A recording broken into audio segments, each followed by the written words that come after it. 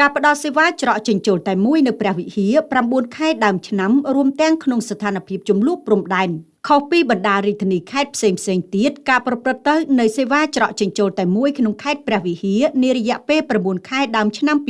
2025បានជួបភាពរអាក់រអួលខ្លះៗក្នុងអំឡុងពេលកើតមានជំលួសព្រំដែនកម្ពុជាថៃយ៉ាងណាក៏ដោយក្នុងស្ថានភាពនេះមន្ត្រីច្រកចេញចូលតែមួយចាប់ពីថ្នាក់ខេត្តរហូតដល់ឃុំសង្កាត់នៃខេត្តជាប់ព្រំដែនមួយនេះបានបន្តទទួលការជំរុញលើកទឹកចិត្តនិងបង្កលក្ខណៈគាំទ្រគ្រប់បែបយ៉ាងពីអភិបាលខេត្តដើម្បីធានាផ្ដល់សេវាជូនប្រជាពលរដ្ឋឲ្យបានកាន់តែប្រសើរនិងអស់ពីលទ្ធភាពជាក់ស្ដែងក្នុងរយៈពេល9 ខែដើមឆ្នាំ2025នេះអង្គភាពច្រកចេញចូលតែមួយនៃរដ្ឋបាលខេត្តព្រះវិហារបានបន្តបម្រើសេវាជូនពលរដ្ឋចំនួន4272សេវានេះទទួលបានចំណូល509លាន542,260រៀលយោងតាមរបាយការណ៍របស់រដ្ឋបាលខេត្តព្រះវិហារសេវាមានពលរដ្ឋស្នើសុំច្រើនជាងគេមានវិស័យកសិកម្មរុក្ខាប្រមាញ់និងនេសាទមានចំនួន1620សេវាវិស័យសាធារណការនិងដឹកជញ្ជូនមានចំនួន1361សេវាវិស័យរៀបចំដែនដីនគររូបនីយកម្មនិងសំណង់មានចំនួន772សេវានិងវិស័យនិស្សានុកូលកម្មមានចំនួន354សេវាទន្ទឹមនេះក្នុងរបាយការណ៍ដែលរដ្ឋបាលខេត្តព្រះវិហារបានផ្ដល់មកកាន់ផ្នែកព័ត៌មាននៃក្រុមអ្នកនាំពាក្យក្រសួងមហាផ្ទៃបានឲ្យដឹងទៀតថាសម្រាប់ច្រកចេញចូលតែមួយនៅថ្នាក់ក្រុងស្រុកទាំង8របស់ខេត្តព្រះវិហារនោះមន្ត្រីបានផ្ដល់សេវាជូនពលរដ្ឋចំនួន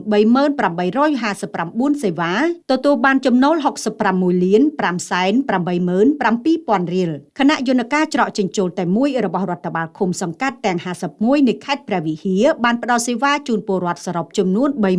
31,425សេវាទទួលបានចំណូលសរុប30លាន884,000រៀលជំវិញការផ្ដល់សេវាច្រកចេញចូលតែមួយនៅខេត្តព្រះវិហារនេះដែរក្នុងចន្លោះពេលសង្គ្រាមឈ្លានពានបង្កដោយភាគីថៃរដ្ឋបាលស្រុកជាំខ្សាននិងរដ្ឋបាលឃុំចំនួន7ត្រូវបានលើកលែងនិងផ្អាកដំណើរការជាបណ្ដោះអាសន្នចាប់ពីថ្ងៃទី24ខែកក្កដាឆ្នាំ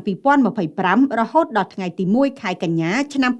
2025ទើបដំណើរការផ្ដល់សេវាឡើងវិញទោះជាយ៉ាងណាក៏ដោយក្រោមការគិតគូរយកចិត្តទុកដាក់ខ្ពស់ពីថ្នាក់ដឹកនាំដែលមានឯកឧត្តមគឹមរិទ្ធីអភិបាលនៃគណៈអភិបាលខេត្តនិងក្រុមប្រឹក្សាខេត្តតែងតែផ្ដល់ការណែនាំដល់អង្គភាពច្រកចេញចូលតែមួយមន្ទីរអង្គភាពរដ្ឋបាលក្រុងស្រុកឃុំសង្កាត់ឲ្យយកចិត្តទុកដាក់បម្រើសេវាជូនប្រជាពលរដ្ឋប្រកបដោយភាពសាមញ្ញសីលធម៌វិជ្ជាជីវៈគណនេយ្យភាពការជឿទុកចិត្តនិងតម្លាភាពស្របតាមគោលការណ៍នៃការផ្ដល់សេវារដ្ឋបាលសូមបញ្ជាក់ថាដើម្បីពង្រឹងយន្តការច្រកចេញចូលតែមួយក្រុងស្រុករដ្ឋបាលខេត្តព្រះវិហារបានក្រុងថវិកាឆ្នាំ